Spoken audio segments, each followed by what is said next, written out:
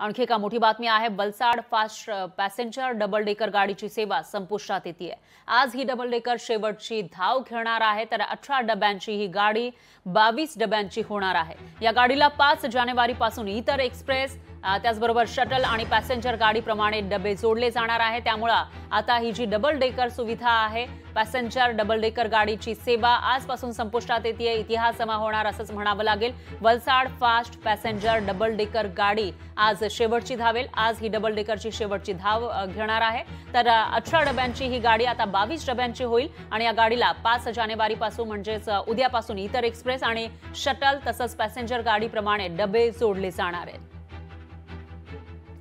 तर प्रस्तावामध्ये वलसाड सुरत बडोदा दरम्यान धावणाऱ्या एक्सप्रेस आणि पॅसेंजर गाड्यांचे ICF कंपन्यांचे उत्पादित रेक आलटून पालटून साखळी पद्धतीने या वलसाड पॅसेंजर गाडीला वापरले जाणार आहे। त्यामुळे काही पॅसेंजर गाड्यांचे गंतव्यस्थान आणि थांबे बदलण्याचंही प्रस्तावित आहे।